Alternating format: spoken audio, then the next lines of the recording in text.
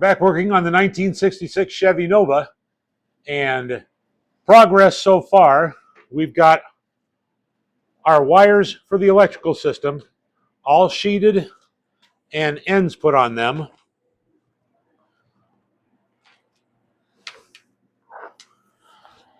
We've got all of our battery cables made up